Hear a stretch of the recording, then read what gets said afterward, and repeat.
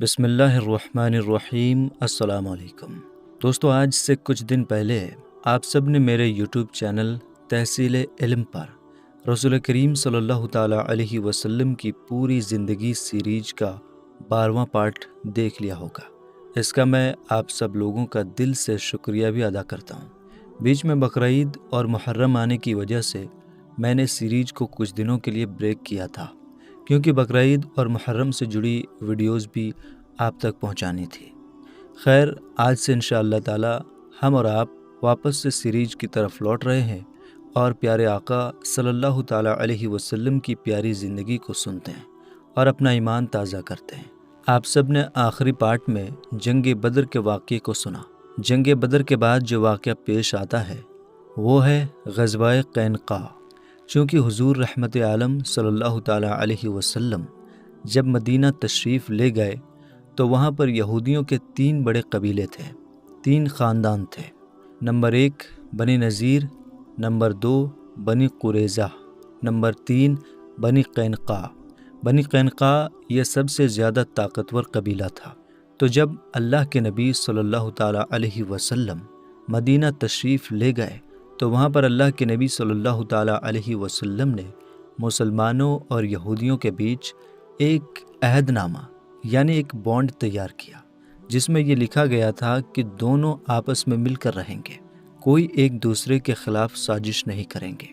اگر کوئی باہر سے ان دونوں میں سے کسی ایک پر حملہ کرتا ہے تو دوسرا ساتھ دے گا۔ لیکن ان یہودیوں نے اس وعدے کو توڑ دیا اور جنگ بدر کے بعد اللہ کے رسول صلی اللہ تعالیٰ علیہ وسلم کو دھمکیاں دینا شروع کر دیا کہ وہ مکہ کے قریش نادان تھے، تم سے لڑ نہیں پائے، لیکن تمہارے اندر یہ طاقت نہیں ہے کہ ہم یہودیوں سے مقابلہ کر سکو۔ تو اسی وجہ سے جنگ قینقاع کا وجود ہوا۔ مسلمانوں نے سب سے پہلے یہودیوں کے قلعہ کو گھیر لیا۔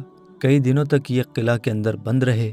مجبوراً ان یہودیوں نے اپنا ہتھیار ڈال دیا۔ اللہ کے رسول اور مسلمانوں نے انہیں مدینہ سے نکال کر شام کی طرف بھیج دیا۔ اس کے بعد غزوہ سویق کا واقعہ پیش آتا ہے۔ تو چونکہ میدان بدر میں قریش کے بڑے بڑے سردار مارے گئے تھے، جن میں ابو جہل بھی تھا، عتبہ اور شیبہ بھی تھا، تو مکہ میں ایک طرح کا ماتم چھایا ہوا تھا اور وہ لوگ بدلہ لینے کے طاق میں تھے۔ تو اسی وجہ سے غزوہ سویق بھی پیش آیا۔ جنگ بدر، غزوہ بنی قینقاع اور غزوہ سویق یہ سب سن 2 ہجری میں پیش آئے، اور سن 2 ہجری ہی میں خاتون جنت شہزادی رسول حضرت فاطمہ زہرا رضی اللہ تعالی عنہا کا فاتح خیبر داماد رسول حضرت علی مرتضیٰ رضی اللہ تعالی عنہ کے ساتھ نکاح ہوا۔ تو میں مناسب سمجھتا ہوں کہ ان کی شادی سے ریلیٹڈ باتیں بتانے سے پہلے کچھ ان کی زندگی کے بارے میں بتاؤں، چونکہ خاتون جنت حضرت فاطمہ زہرا رضی اللہ تعالی عنہا ایک ایسی ہستی کا نام ہے جن سے دنیا کا ہر انسان عقیدت اور محبت رکھتا ہے۔ اس لیے اب یہ جاننا ہمارے لیے ضروری ہے کہ آخر ان سے ہماری یہ عقیدت اور محبت اتنی زیادہ کیوں ہے۔ تو سب سے پہلے یہ جان لیں کہ حضور صلی اللہ تعالیٰ علیہ وسلم کی صحیح روایت کے مطابق 7 اولادیں تھیں، 3 بیٹے اور 4 بیٹیاں، اور بیٹیوں میں سب سے چھوٹی خاتون جنت حضرت فاطمہ زہرا رضی اللہ تعالیٰ عنہا ہیں، جن کے بارے میں اللہ کے نبی صلی اللہ تعالیٰ علیہ وسلم نے فرمایا کہ میری بیٹی فاطمہ جنتی عورتوں کی سردار ہے، جن کی زندگی اتنی پاکیزہ ہے کہ آج تک دنیا کے کسی انسان نے ان کی زندگی میں داغ نہیں لگا پایا، اور ان کی زندگی دنیا کے ہر انسان کے لیے اور خاص کر مسلم عورتوں کے لیے نمونہ عمل ہے۔ ان کا نام فاطمہ ہے۔ اب یہ جاننا ضروری ہے کہ ان کا نام فاطمہ کیوں پڑا۔ تو اللہ کے نبی صلی اللہ تعالیٰ علیہ وسلم نے حضرت علی رضی اللہ تعالیٰ عنہ سے فرمایا کہ میری بیٹی فاطمہ کا نام فاطمہ اس لیے ہے کہ اللہ تعالیٰ قیامت کے دن فاطمہ اور ان کی اولاد کو جہنم کی آگ سے الگ رکھے گا۔ اب یہاں سے ایک بات یہ جاننا ضروری ہے کہ ہمیں اللہ بیٹیاں دے تو ہم بھی اس کا نام فاطمہ رکھیں، تاکہ خاتون جنت فاطمہ زہرا رضی اللہ تعالیٰ عنہا کے صدقے میں وہ ہماری نجات کا ذریعہ بن جائے۔ خاتون جنت حضرت فاطمہ زہرا رضی اللہ تعالیٰ عنہا کے کئی لقب ہیں۔ ان کا سب سے مشہور لقب زہرا ہے۔ زہرا کا مطلب ہوتا ہے روشن اور چمکدار، اور حضرت فاطمہ کا ظاہر اور باطن دونوں ہی چمکدار اور روشن تھے، اس لیے ان کا ایک لقب فاطمہ زہرا پڑ گیا اور یہی سب سے زیادہ مشہور ہوا۔ دوسرا لقب بطول ہے۔ آپ کا یہ لقب بھی بہت ہی مشہور ہے۔ بطول کا معنی ہے دنیا سے الگ ہو کر اللہ کی یاد میں کھو جانا۔ تو حضرت فاطمہ زہرا رضی اللہ تعالی عنہا، جو رسول کائنات صلی اللہ تعالی علیہ وسلم کی بیٹی ہیں، جو حضرت امام حسن و حسین کی ماں ہیں، فاتح خیبر حضرت علی مرتضیٰ کی بیوی ہیں، وہ اتنی سادگی زندگی گزارتی ہیں کہ دنیا سے الگ ہو کر اللہ کی یاد میں کھو جاتی ہیں، اس لیے ان کا ایک لقب بطول پڑ گیا۔ اسی طرح سے حضرت فاطمہ زہرا رضی اللہ تعالی عنہا کے کئی ایک لقب ہیں۔ یہ بات بھی یاد رکھیں کہ حضرت فاطمہ زہرا رضی اللہ تعالی عنہا ام المومنین حضرت خدیجۃ الکبریٰ رضی اللہ تعالی عنہا کے بطن اور شکم سے ہیں۔ اب سوال یہ پیدا ہوتا ہے کہ حضرت فاطمہ زہرا رضی اللہ تعالی عنہا کی پیدائش کب ہوئی؟ تو اس بارے میں کئی ایک روایتیں ہیں۔ ایک روایت یہ ہے کہ حضرت فاطمہ زہرا رضی اللہ تعالی عنہا کی ولادت اور پیدائش اعلان نبوت کے پہلے سال ہوئی، یعنی جب اللہ کے نبی صلی اللہ تعالی علیہ وسلم نے 40 سال کی عمر شریف میں اپنے نبی اور رسول ہونے کا اعلان کیا، تو اس کے دوسرے سال حضرت فاطمہ زہرا رضی اللہ تعالی عنہا کی پیدائش مکہ کی سرزمین پر ہوئی۔ دوسری روایت یہ ہے کہ حضرت فاطمہ کی پیدائش اعلان نبوت سے 7 سال پہلے ہوئی، اور ایک اور روایت یہ بھی ہے کہ حضرت فاطمہ کی پیدائش اعلان نبوت سے 5 سال بعد ہوئی، لیکن اس روایت کو علماء نے صحیح قرار نہیں دیا ہے۔ اور جب حضرت فاطمہ رضی اللہ تعالی عنہا کا وصال ہوا، اس وقت ان کی عمر شریف 29 سال یعنی 29 ایئرس تھی۔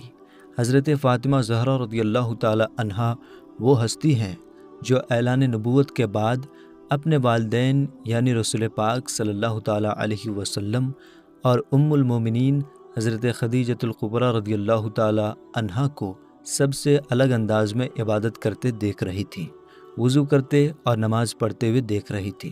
پھر وہ ایک دن اپنے گھر میں رہنے والے کم عمر بچے حضرت علی مرتضیٰ کو بھی اس نئی عبادت میں شریک دیکھتی ہیں۔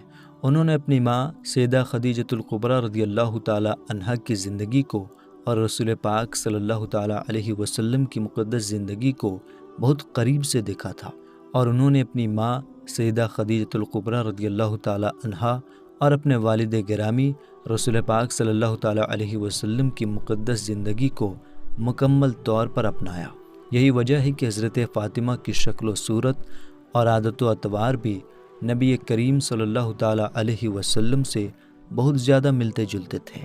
ام المومنین حضرت عائشہ رضی اللہ تعالی عنہا فرماتی ہیں کہ میں نے اٹھنے بیٹھنے کے طریقے اور انداز میں فاطمہ سے زیادہ کسی کو رسول پاک صلی اللہ تعالی علیہ وسلم کی طرح نہیں دیکھا۔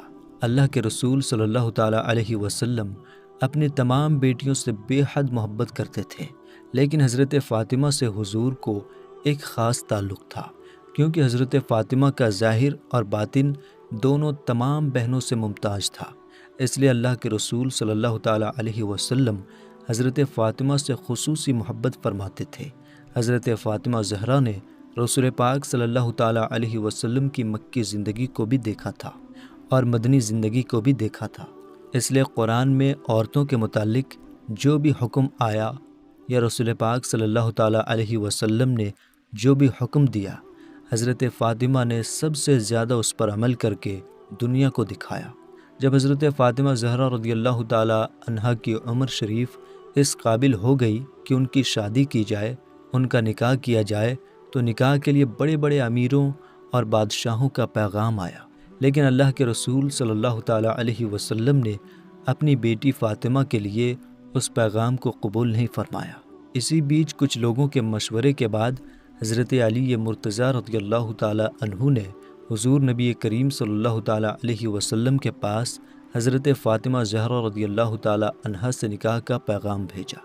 جب حضرت علی مرتضیٰ رضی اللہ تعالی عنہ نے اپنے لیے نکاح کا پیغام بھیجا تو اللہ کے رسول صلی اللہ تعالی علیہ وسلم نے اس پیغام کو قبول فرما لیا اور سن 2 ہجری میں حضور صلی اللہ تعالیٰ علیہ وسلم کی سب سے پیاری بیٹی حضرت فاطمہ زہرا رضی اللہ تعالیٰ عنہا کی شادی خانہ آبادی حضرت علی فاتح خیبر رضی اللہ تعالیٰ عنہ کے ساتھ ہوئی۔ یہ شادی بہت ہی سادگی کے ساتھ ہوئی۔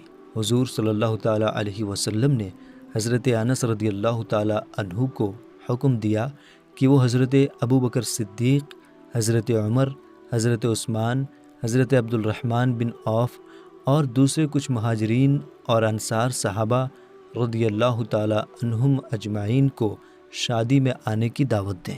چنانچہ جب صحابہ اکرام رضی اللہ تعالیٰ عنہم اجمعین اللہ کے رسول صلی اللہ تعالیٰ علیہ وسلم کی بارگاہ میں جمع ہو گئے تو حضور صلی اللہ تعالیٰ علیہ وسلم نے خطبہ پڑھا اور نکاح پڑھا دیا۔ حضور صلی اللہ تعالیٰ علیہ وسلم نے خاتون جنت حضرت فاطمہ زہرا رضی اللہ تعالیٰ عنہا کو جہیز میں جو سامان دیا اس کی لسٹ یہ ہے: ایک چھوٹا کمبل، ایک معمولی سی چارپائی، چمڑے کا گدا جس میں روئی کی جگہ کھجور کی چھال بھری ہوئی تھی، ایک پانی کا مشکیزہ، آٹا پیسنے کے لیے 2 چکیاں اور مٹی کے 2 گھڑے، یہ جہیز کے سامان تھے۔ حضرت حارثہ بن نعمان انصاری رضی اللہ تعالیٰ عنہ نے اپنا ایک مکان حضور صلی اللہ تعالیٰ علیہ وسلم کو اس لیے نذر کر دیا کہ اس میں حضرت علی اور حضرت فاطمہ رضی اللہ تعالیٰ عنہما رہ سکیں۔ جب حضرت فاطمہ زہرا رضی اللہ تعالیٰ عنہا رخصت ہو کر نئے گھر میں گئیں تو عشاء کی نماز کے بعد حضور صلی اللہ تعالیٰ علیہ وسلم تشریف لائے اور ایک برتن میں پانی مانگا اور اس میں کلی فرما کر حضرت علی رضی اللہ تعالیٰ عنہ کے سینے اور بازوؤں پر پانی کا چھڑکاؤ کیا۔ پھر حضرت فاطمہ زہرا رضی اللہ تعالیٰ عنہا کو بلایا اور ان پر بھی پانی کا چھڑکاؤ کیا، اور پھر یہ دعا فرمائی کہ اے اللہ، میں علی اور فاطمہ اور ان کی اولاد کو تیری پناہ میں دیتا ہوں، یہ سب شیطان کے شر اور فساد سے محفوظ رہیں۔ اس طرح سے شہنشاہ کونین کی بیٹی کا نکاح ایک غریب علی مرتضیٰ رضی اللہ تعالیٰ عنہ کے ساتھ ہو گیا۔ یہاں سے ہمیں یہ سبق لینا ضروری ہے کہ رسول پاک صلی اللہ تعالیٰ علیہ وسلم جو پوری کائنات کے مالک و مختار ہیں، انہوں نے کس طرح سے اپنی بیٹی خاتون جنت فاطمہ زہرا رضی اللہ تعالیٰ عنہا کی شادی سادگی کے ساتھ کیا۔ ہمارے لیے ضروری ہے کہ ہم رسول پاک صلی اللہ تعالیٰ علیہ وسلم کی زندگی کے اس پہلو کو اپنائیں اور ہم اپنے گھروں میں بھی اپنے بیٹے اور بیٹیوں کی شادی اسی سادگی کے ساتھ کریں جس سادگی کے ساتھ اللہ کے رسول صلی اللہ تعالیٰ علیہ وسلم نے اپنی بیٹی کا نکاح کیا تھا اور ہمیں درس دیا تھا۔ سن 2 ہجری میں اور بھی بہت سارے واقعات پیش آئے۔ اسی سال روزہ اور زکوٰۃ مسلمانوں کے اوپر فرض ہوئے۔ اسی سال حضور صلی اللہ تعالیٰ علیہ وسلم نے عید الفطر کی نماز جماعت کے ساتھ عیدگاہ میں پڑھائی۔ اس سے پہلے عید الفطر کی نماز نہیں ہوتی تھی۔ اسی سال صدقہ فطر کا حکم نازل ہوا، اور اسی سال 10 ذی الحجہ کو حضور نبی کریم صلی اللہ تعالیٰ علیہ وسلم نے بقرعید کی نماز پڑھائی اور نماز کے بعد 2 مینڈھوں کی قربانی اللہ کی بارگاہ میں پیش کیا۔ تو میرے دوستو، فی الحال آج کے اس پارٹ میں اتنا ہی۔ ملیں گے انشاءاللہ تعالیٰ پھر اگلے پارٹ میں۔ تب تک کے لیے آپ اپنا اور اپنوں کا خیال رکھیے۔ السلام علیکم، اللہ حافظ۔